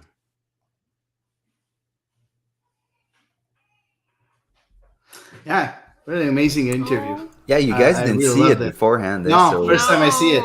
My heart is all warm now. I've got the warm and fuzzies. Nice guy, really nice guy, interesting guy, very, very interesting. It's interesting also what he said about Montreal. So it's funny because I see a lot of talks on social media of people saying American players they don't want to come to Montreal, and it's not true. He just proved it. We bring something that's the city brings something that is a bit different than what you see in MLS, and in the whole North America altogether. So we have to use that a bit more, and I think we're finally starting to use that with Georgie, Kyoto, and all those players within MLS that are coming to Montreal. We have to use that as an advantage, because it is an advantage. Yeah, I also think it's really cool that Chris Duval, he really bought into the French aspect of things. Yeah. And I think that's even probably a little bit unique. Whether it's an American player or any other nationality outside of France or French-speaking nation. I thought that was really cool of him. That's really I don't know. He's just really clearly like in tune. He read the room really well. I think when he came here, which is awesome and good for him. Really proud of him. Yeah, and put in a lot of emphasis on fit in his interview with me. So he talked about him being a fit in Montreal, and when he moved to Houston, wasn't a good fit. Yeah. Talked about Rémi Garde, who I didn't say much about Rémi Garde. Huh? Well, no, he but said a lot without saying it. Yeah. No, and like, bless him for not throwing him under the bus, but I definitely I think the lack of words has said a lot. Yeah, but you know what?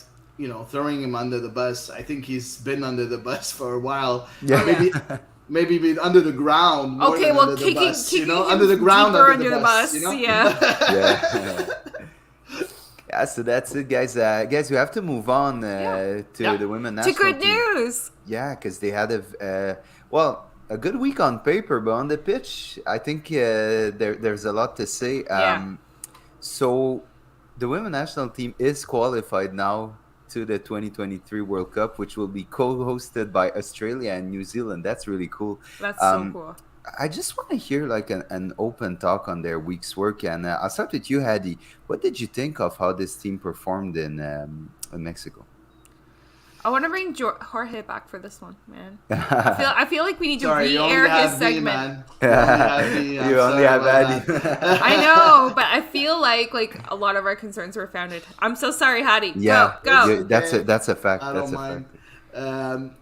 Yeah, exactly. A lot of his concerns were exactly what really happened. Unfortunately, we have a lot of trouble scoring. Chances are here. I look at, yes, the Panama game only winning 1-0, but even if you look at the Trinidad and Tobago game, yes, we did win 6-0, but it was very, very tough to score the first goal. Yeah. Very, very tough. And of course, we missed the penalty too. Yeah. But missed the penalty. Yeah, we really missed the penalty, and I still don't understand the lack of. I'm gonna say the lack of change tactically. We talk about Wilfried Nancy. Yeah. We talk about Wilfried Nancy not being able to change. Much. At least Wilfried Nancy changes the animation. Unfortunately, Beth Priestman doesn't, and it's really, really tough. She tries to do a bit of subtle moves, but it doesn't really work most of the time. Having players like Desiree Scott still here, Chapman still here. But she's not been on the pitch yet. Calm down. Chapman? Yes, she was. Yeah, sorry, in Trinidad, right? You're the Trinidad. Yeah, against Trinidad. Sorry, my bad. Exactly. No, she stepped on after, yeah. So, having those players that are not technical enough. Unfortunately, it's not 2022 it's not 2022, it's 2018 in that team. Those players are branded 2018, and I think that we're a bit better now. The women's game is a lot better. It's a lot more technical. And I think that right now with those types of players still being here, it's a bit tough. So for me, that's the main problem. Georgia had talked about it a bit earlier, a couple of weeks ago. But it's funny because we had that same discussion on CS Érable maybe a couple of years ago, saying exactly the same thing. He said the same thing. Wow. It's time to really change. He also talked about the Viviana being here. We saw, during Panama, Chloé Lacasse coming in for Christine Sinclair. Yeah. I didn't see much of Chloé Lacasse. I don't understand why she gets the nod and not with Evelyn Vian that's scoring. I'm telling you, I'm convinced the story is bigger. I'm convinced there's more to the story. 100%. I don't want to go into conspiracy. No, I don't want to speculate too wildly, but I'm nurturing a theory deep within my soul. Yeah. And I want to say it, but I don't really believe what I'm saying because I hope that it's wrong. Yeah. Two Quebecers being left out. I don't like that. Okay, no, I'm not going that far. Yeah. I have to say it. Okay. It's okay. For me, I mean, obviously for Canada over these two games, it is job done because they are qualified. But, you know, they were not able to score against South Korea. Definitely South Korea is obviously a cut above Panama and Trinidad and Tobago. So I am a little concerned now Costa Rica should be as well a cut above the previous two teams. So I am getting more concerned that it's harder and harder for them to find goals. However, I am pleased to see that Hady, the youth, is showing up. Yeah. At last, man. At last, Yes. Julia Grosso, man. Grosso, man. Is this going to be her breakout tournament? Oh, man, It for sure sure. feels like it because she's Come on, man. basically single-handedly responsible so far. Really pleased for her, and I hope Juve fans are equally as pleased for her. Just before I continue, because I don't want to forget, Haiti 3-0 over Mexico. We just have to mention that happened because that is insane, and it proves that in Concacaf we know, but even more so in the women's game, anything can happen, and that was wild. Yeah, I just want to add something. I don't know if you remember, Eve, but we did talk at one point of the Julia Grosso being someone that should play a lot more. Yeah. And Lo and I'm behold. happy because we were right, and I'm very, very happy to see her. Yeah. Get the nod and get goals, and now proving that I think that she proved that she's ready. Should be on the first team. Yeah, every single game. Can Julia Grosso's case is that she was still in college when she was getting her first call-ups, and maybe that could have. But I mean, Jade Riviere starts all the time. Yeah, and Jade Riviere is in college. Yeah. You're right. Exactly. So I don't really think so. Yeah. No, for me, I think a Julia Grosso and Quinn midfield would dominate. Oh, yeah. I think the two of them together would dominate because their profiles, I think, would complement each other so fantastically. And now maybe Julia Grosso would be ready. And I think she's stepped up since she's perhaps gotten, that time in Italy in a professional environment. And it feels like for sure she's developed a lot. Yeah, and it's funny because you're talking about Quinn and Grosso being a good midfield. It's funny because it comes back to the modern players that we're talking about, that I was talking about a bit earlier. These are the modern players that we have to see in the starting lineup. Mm-hmm. This is what we need. Canada is now Olympic champion. They need to move to something better. So loved what Chapman and Scott gave, along the years, but I think those years are gone now. I mean, I think maybe in like a 26 player squad, they definitely have a role as far as locker room presence and stuff goes. But because you do want to make sure that your youth are, surrounded by leaders within your team. I agree. Oh, yeah, but you have so many leaders with Buchanan, with Zadorsky, with St. Clair, with Janine Becky. Those are the leaders. Okay.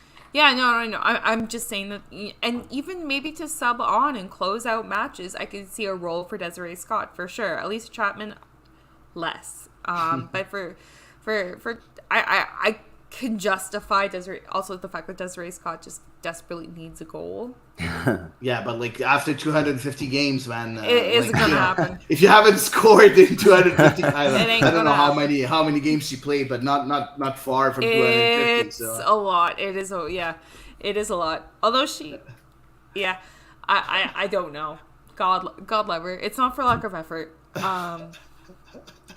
And 152 games. Sorry. Okay, you were off by a little margin. But still, 152 games, man. I'm sorry, same thing. No, but I mean, your defensive mid, you're not counting on score goals, right?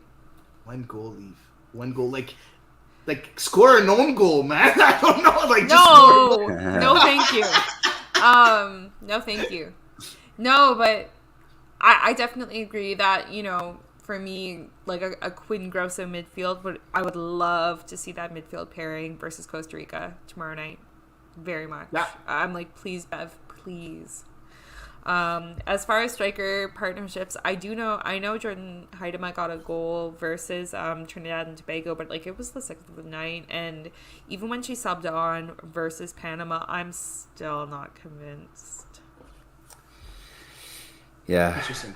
I know, and Haidam, I think it's a, she's so young that I'm like, That's there's it, lots yeah. of time. and she does look a bit short of confidence to me now. She, when she did produce that pass to Julia Grosso for the That's first goal true. against That is Trinidad, true. I had the feeling, I was looking at her body language, and she seemed a bit relieved.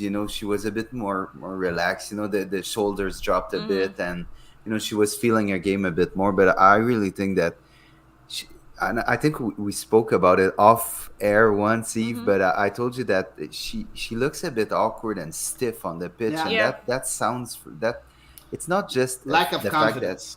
it's not just the fact that she's a bit taller, and she's still young. I think there's a lack of confidence too, and she's getting heavy Yeah. touches, and she's overthinking a bit.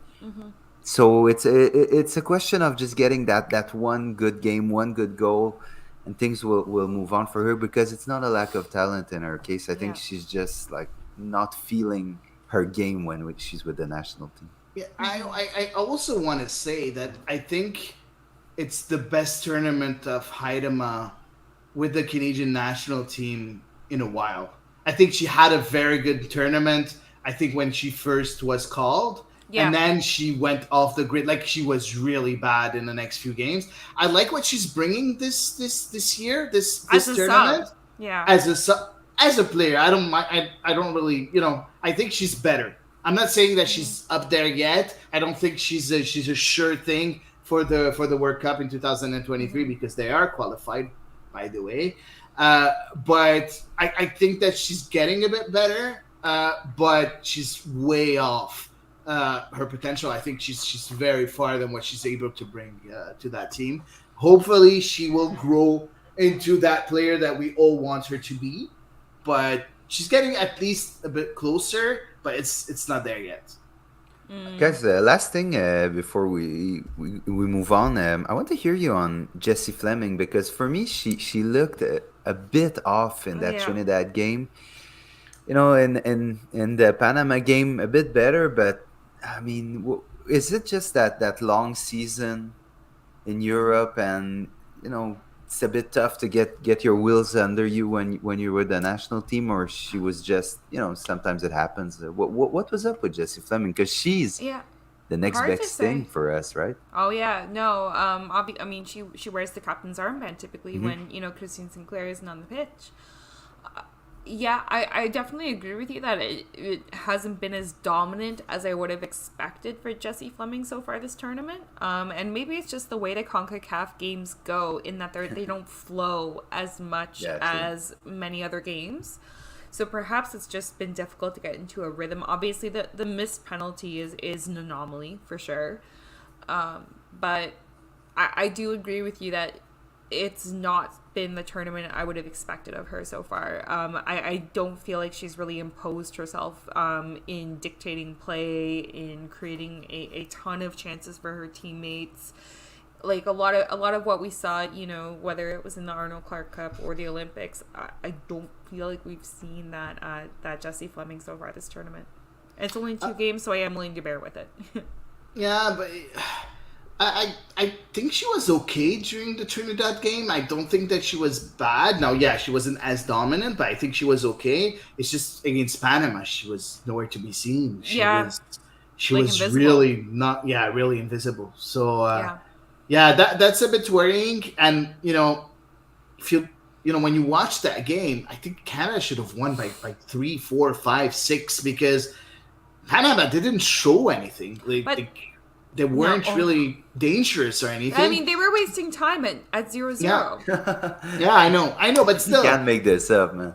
No, Exactly. you can't. But It was- it's Concacaf. We know. it was a very boring game because Oh no, it wasn't. Yeah, because it was Canada terrible to wasn't watch. able to create much, and that's for me. That's one of the jobs of Jessie Fleming. Yeah. And unfortunately, we haven't seen anything from her in that game. No. Now, hopefully, as Canada progresses in that tournament, they're going to play with teams that are a bit more tentative, and they're going to try to maybe play soccer. Well, just and the not play really will be a little defend. more open as well, Exactly. because admittedly, So- I mean, Panama had 11 players behind the ball most of the match. That is hard to, Exactly. to create chances Yeah, when for you sure But it that's is, for sure that's it is. what you need. That's No, I why know. you need very good players technically with very good vision, and Yeah. those players are the ones that usually should give you that edge over Yeah. those teams that And- really play. And Grosso Yeah. did.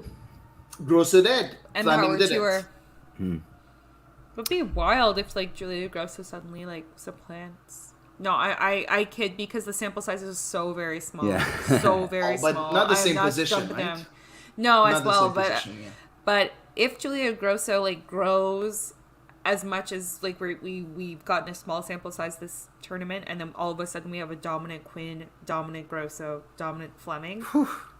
My God, Oh, man, that's a that midfield to be midfield? reckoned with. Yeah. Oh, that midfield would be awesome with Becky maybe playing on the wing. Oh, yeah. and you have so many players that could play up front. The Deanne Rose playing on the other wing, and Or and Nichelle Sinky out Prince front. as well. I Nichelle prefer Prince Rose is- to Prince. It depends honestly, for but- me, honestly. For me, it depends a lot. It's almost Really? like depends on my mood. Yeah, sometimes I feel like no, Nichelle Prince of late was I in don't really like good Prince. form. I don't like her. For me, she's the one that should be dropped. Her and Lacasse for me are the two players that should be dropped, and maybe make space for Carl and Vian, or maybe Vian and someone else. I don't know what Evelyn Vian has to do to get picked. No, So. that's Yeah, me neither. It's a question that needs to be maybe asked a bit more, and ask maybe Yeah. Beth Priestman to elaborate, because the explanations she gave were Oh, but Or she so- said it. They were In diplomatic her opinion, explanations. it's not really diplomatic. She said that she didn't take her chance. She said it that she wasn't good enough when she was called upon, and I don't agree with her. But Yeah. she's the coach. Well, I mean, we weren't at training during. Yeah, during that's that. it. Yeah, but whenever she got starts, or whenever she Yeah. was the sub, she didn't really score much, right? No. So, I For kind of Canada. understand. For Exactly. Christian Shaw, she scored plenty. oh my goodness. She's Exactly. on a roll. So I don't know. I don't Yeah. know. So the journey in the Concacaf Championship continues tomorrow, even Yes, though we and- clinched. Sorry.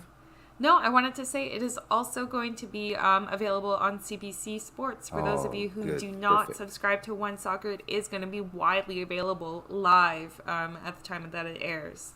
Fantastic. Tomorrow, Costa Rica, but we already clinched the spot to the next World Cup in 2023. We'll move on. Our last segment today is social media. Let's go. Yeah, let's do this.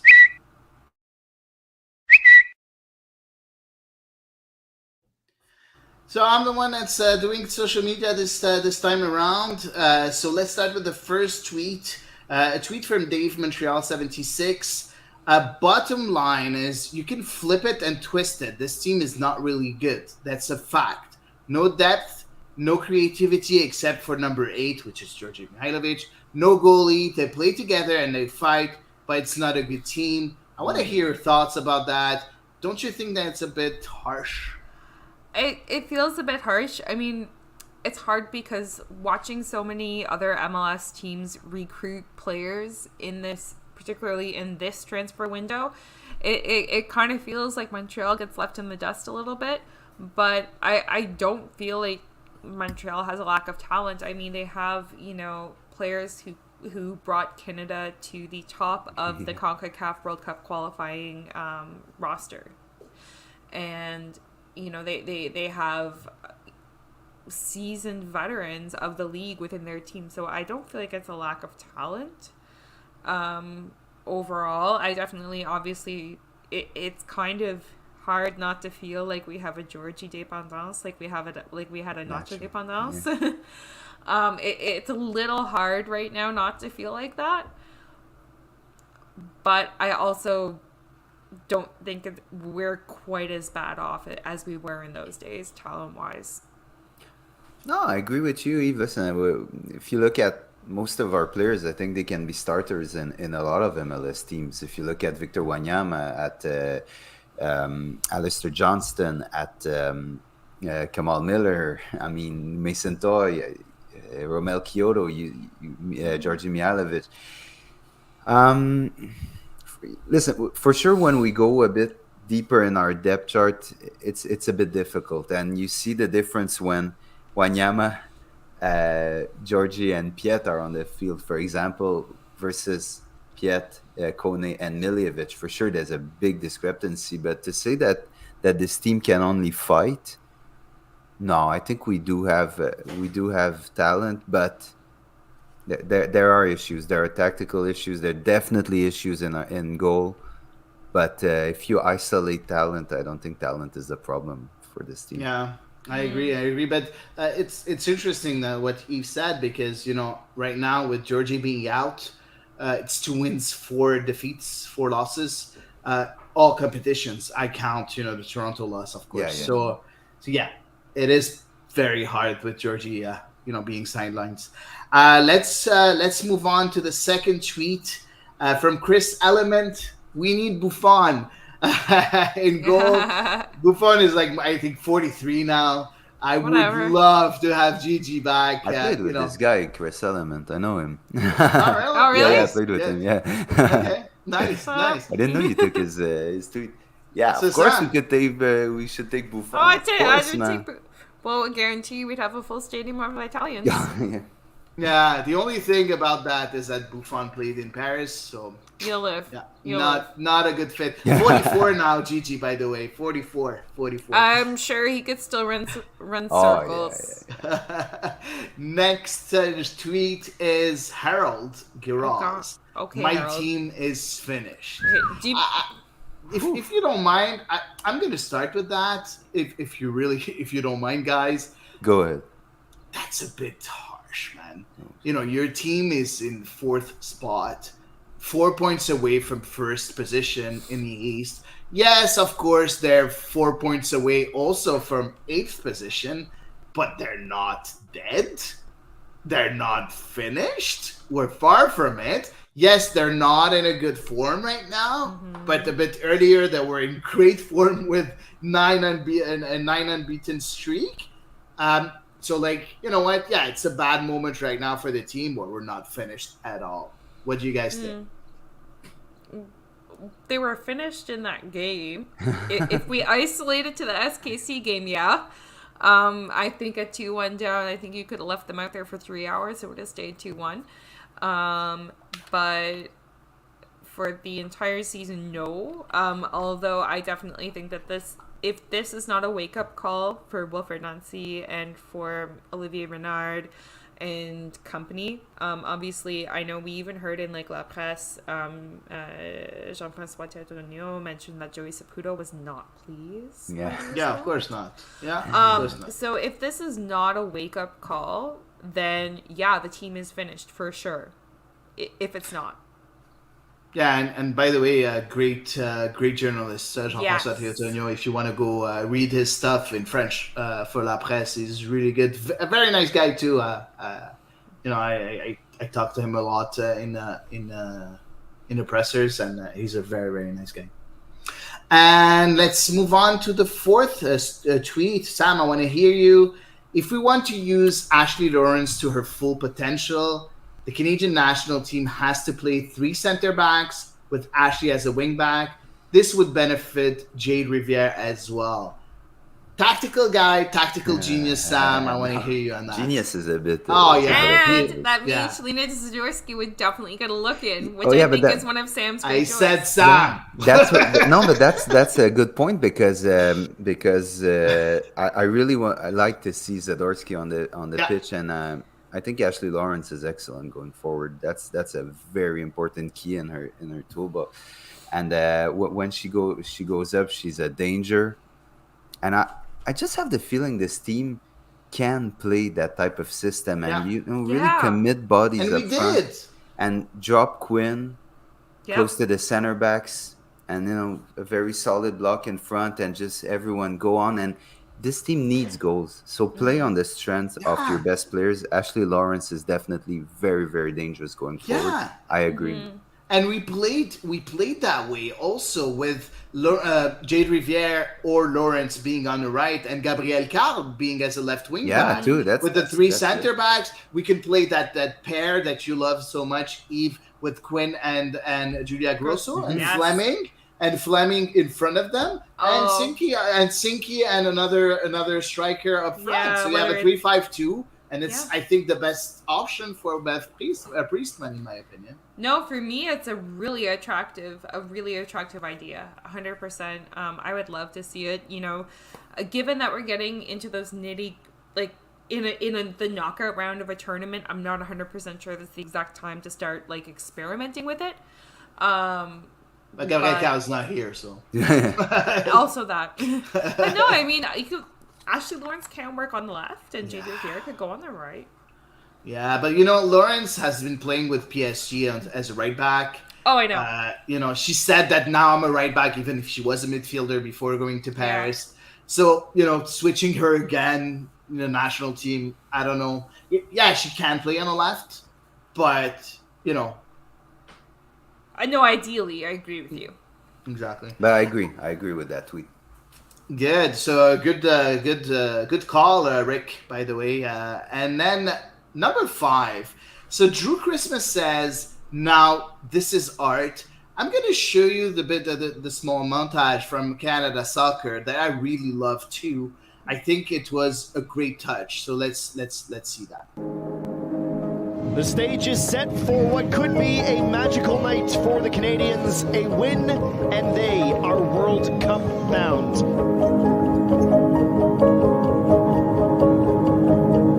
Centered it first time. Becky was the closest to its Grosso. A second touch. Grosso knocks them down. 3 goals in 2 matches for Julia Grosso. Canada is heading back to FIFA Women's World Cup with a gritty 1-0 victory over Panama in Group B play.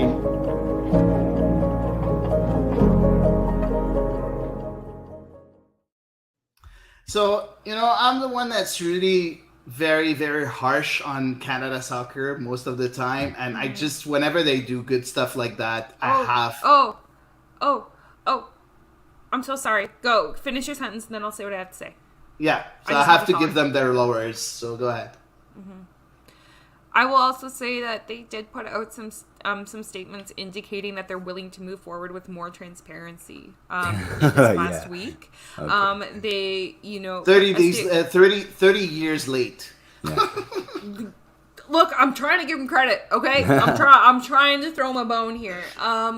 They made some statements on negotiations, including pay equity for women's team, important. As well, the women's professional, I'm gonna not call it very well, women's professional program person that they put in charge. They made a statement about like kind of how her role has started out and where they're at in that process and how they imagine that process evolving. Unfortunately, they don't have a timeline in place, but they at least have steps in place. So power to them. They have come out with like a little bit more of, hey, here's where we're at. We're going to try and keep in touch to keep everybody up to date on how things are going with our various negotiations and kind of the projects that Canada Soccer has on the go. So I also want to give them credit where that's due. Yeah, and it's nice because they did write an article saying Briaga Carr Harris for 60 days. I think that's what you're referring to. Yeah, that's the one I'm talking about. Yeah. Yeah. So that the next step is for her to create a task force. Yeah. Good. I volunteer as tribute. Go ahead. Very good. So I hope that I'm ready. I've got a uniform. I hope that we're gonna see it go through this time. That it's not one of those projects that never see the light. So hopefully we'll see more positive steps forward. And hopefully they'll keep us in up that to direction. date. Hopefully they will keep the Canadians up to date, because at the end of the day, it's not fans, it's Canadians for me. Well, they're supposed to be more transparent, so we'll see. Yep, let's see. Well, we'll wait another 60 days, I guess, and see if we hear from them. Yeah, exactly. Yeah, so that's about it, I think, Yeah. for social Also, media. just wanted to say as well, I loved like that video showed us the brilliance of Julia Grosso's touch to give her that opening to take the shot. Oh, yeah. Slowing it down like that really did justice to the technical work that she did to make that job happen. And probably, Yeah, and that's why, and it's important to through Christmas said it. Now this is art, and that's exactly for me that spoke to me because it is art. Yeah, absolutely. The defending, not so much, but what Grosso did, fantastic. Let's not talk about the other team. Okay, We're watching with our best colored glasses on. Our maple leaf red colored No, glasses. but it was a brilliant goal. No, not taking anything from Grosso. Awesome goal, yeah, fantastic. Yeah, so that's about it for social media. That's about it for us. So that's it for this episode. Thank you so much to everyone who was, who went to. Hady, you had something to say? Yeah, I just want to say one last thing. Sorry, I forgot. But I think it's very important. And I want to we gave a lot of shout outs at first in the beginning of the episode. I want to add another one today. I want to give a shout out to you, Sam. You're doing a wonderful job. Today, you prepared the whole episode. A great interview with Chris Duval. Your work is amazing. And, I have to give you credit. That's really an amazing job that you're doing for the pod. So, guys, it's all about Sam. It's all about Sam. No, man. No, I just like it. I like it, man. I love doing it. But so, anyways, thank you so much, guys, and thanks to all the listeners, and thanks to everyone who reached out during the week. It was really awesome talking to all of you as usual. Just keep it going, and subscribe to our page at TBRR. We're at the practices. We're at the press conferences. We're at the games. So we try to give you the best coverage we can from Montreal and the national teams. So that's it. Spend a wonderful week, guys, and take care. See you Sunday for another episode of The Ball Is Wrong. See you.